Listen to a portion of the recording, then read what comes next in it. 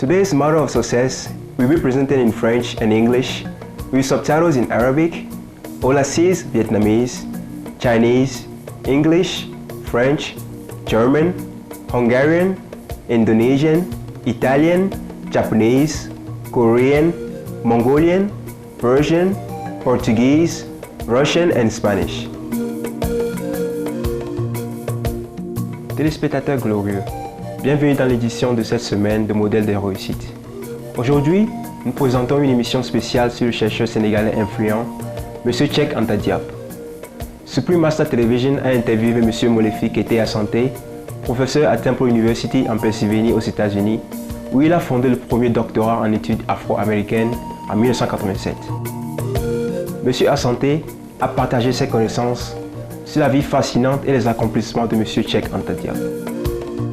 Cheikh Anta Diop, the great lion of Africa in many ways, was born in December of 1923 in a small village. He was the descendant of a very famous and important intellectual family.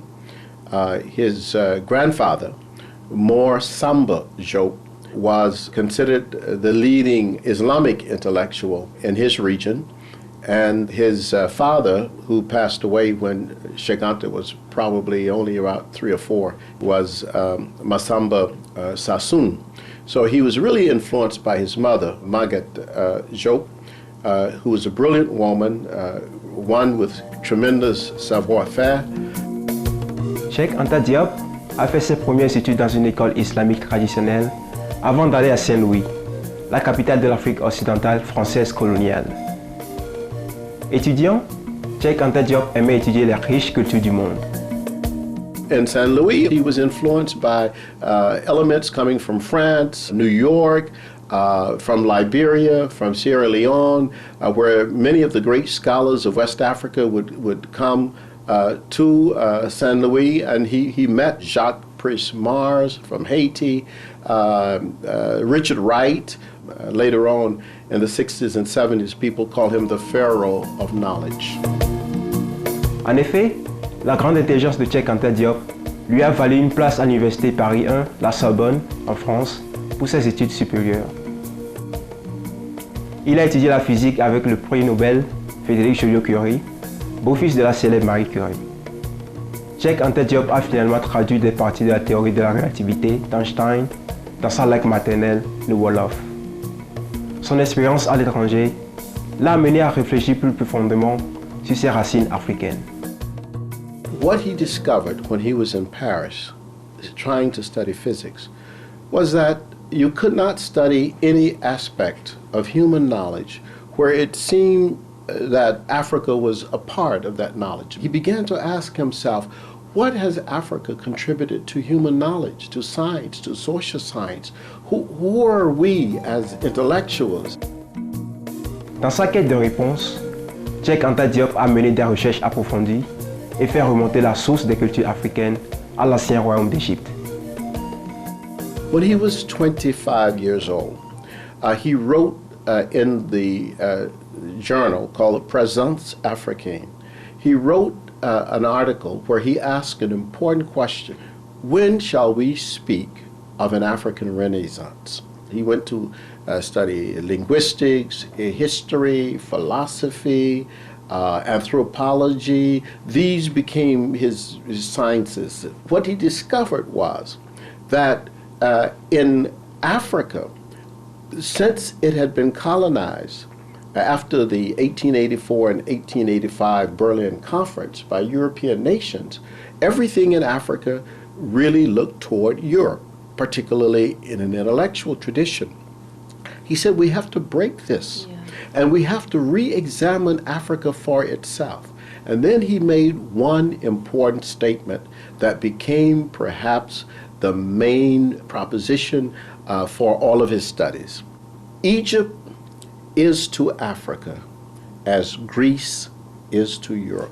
What he was saying was this: if we are going to understand African cultures in a contemporary sense, we must understand its classical past.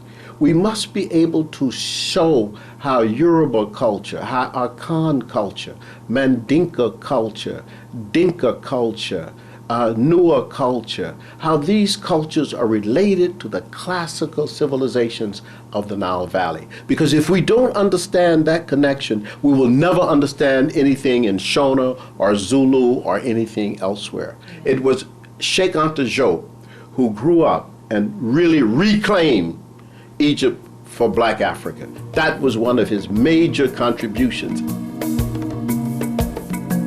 Lorsqu'il était à Paris, Cheikh Anta Diop faisait partie de l'Organisation nationale africaine, le Rassemblement démocratique africain, RDA, dirigé par le premier président de la Côte d'Ivoire, Félix Houphouët-Boigny. De 1950 à 1953, il fut le secrétaire général des étudiants du RDA à Paris et contribuait à la tenue du premier congrès des étudiants panafricains à Paris en 1951. Alors que les étudiants du RDA travaillaient à la restauration de la conscience nationale africaine, Cheikh Anta Diop a souligné l'importance de la perspective scientifique, socio-historique de ce mouvement. Bien qu'il ait présenté dans sa thèse de doctorat sa découverte que les anciens Égyptiens étaient noirs, ce ne fut pas accepté initialement. They finally approved his dissertation, which was published in 1954 as Nation Nègre et Culture, Black Nations and Culture, in the journal Présence Africaine. But then it was published in the United States of America later in English called The African Origin of Civilization. John Henry Clark was a professor at Hunter College in New York. He was a great historian, and he learned and he wrote about the work that Cheikh Anta Diop had done, and he introduced, in a sense, Cheikh Anta Diop to the audience in America. And people began to read him. Many African scholars, such as Ivan van Sertima, Joseph ben Jochanaan, Leonard Jeffries, Asa Brown, began to read the work of Cheikh Anta Diop and began to popularize his work in many ways. Les réalisations du chercheur Cheikh Anta Diop ont résulté de sa détermination et de son travail acharné. I think humility. That is the one thing that I saw in him. Humility, but also stubbornness, an incredible stubbornness.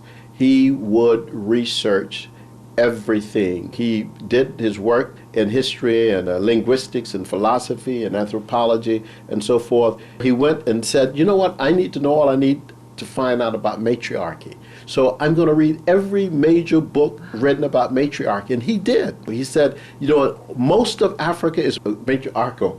And not only the matriarch in Africa, it goes back to the origin. He says if you look at most African societies now, you have this matriarchy as the main source. Outre le fait de prouver la structure matriarcale de l'Afrique, l'une peut-être des conclusions les plus hardies et les plus étonnantes de M. Cheikh Anta Diop fut les origines anthropologiques de l'humanité. Cheikh Anta studied very early on anthropology, and so he came to the conclusion that we have to look at the migrations out of Africa. These migrations out of Africa have occurred over a long period of time. And he makes one statement that is very profound. He says, up until around 70,000 years ago, all Homo sapiens were black. When the migrations happened, people went to different climates, diets changed, and we get differentiation.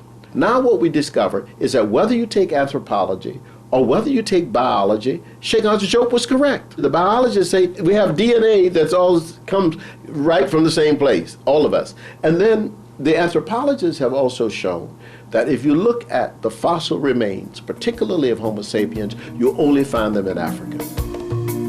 Ce grand savant a également étudié une branche spécifique de la linguistique, grâce à laquelle il a trouvé la racine des langues africaines. He wrote a major work on the Egyptian language as being the origin of many of the African languages. He is a very incredible scholar who takes the linguistic work and he shows you these interconnections even through the symbols of we call it Sikam. Now the Greeks looked at the writing and they call them hieroglyphics, yes. But the African scholars now call it Sikam, Cikam, meaning the language of Kemet, because ancient Egypt was not called Egypt by the Africans. The Africans called it Kemet, meaning the land of the blacks. En 1974, M. Cheikh Anta Diop a présenté cette théorie à des égyptologues lors d'un symposium de l'Organisation des Nations Unies pour l'éducation, la science et la culture UNESCO au Caire en Égypte.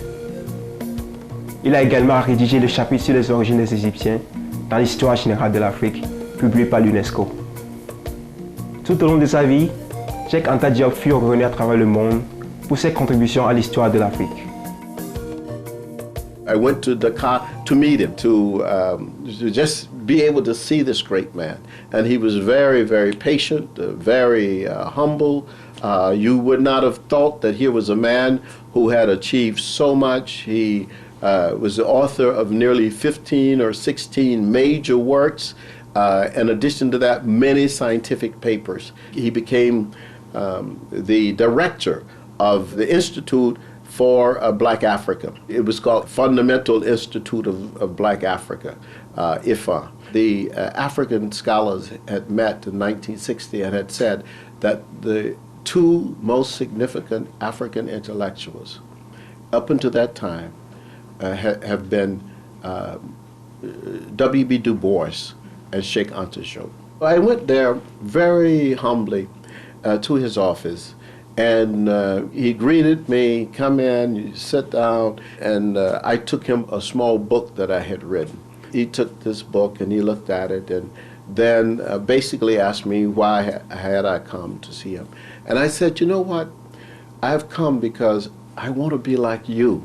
I want to defend Africa intellectually.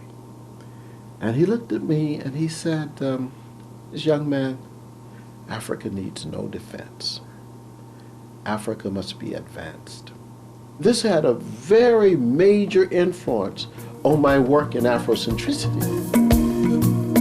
Profondément inspiré par cet intellectuel éminent, le professeur Asante a écrit un livre primé sur Cheikh Anta Diop afin de partager son héritage avec les générations futures.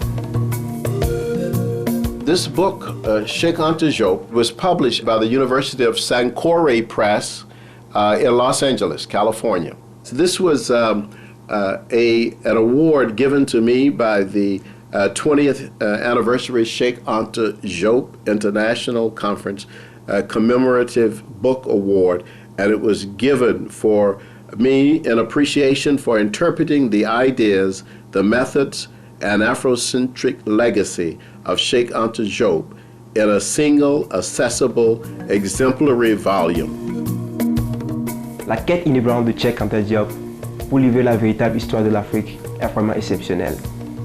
Ces découvertes remarquables et de grande portée sont un élément fédérateur, une source d'inspiration pour l'histoire africaine et enfin celle de notre monde. Cheikh Anta Diop is a treasure for the world. His work will live a long time, and his intellectual inquiry, discipline, and patience is the greatest legacy that an intellectual can leave.